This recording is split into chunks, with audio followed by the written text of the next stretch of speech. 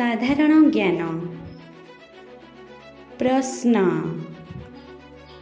क्यों घरोई उपचार करिबा द्वारा रक्तहीनता रोग ठीक होइथाए।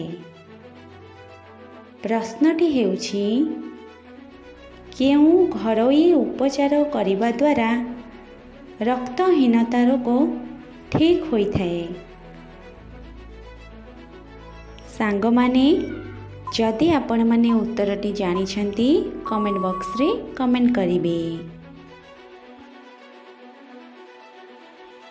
उत्तर सकाळो खाली पेटरे गोटे लवंग खाइबा द्वारा रक्तहीनता रोग ठीक होइथाए।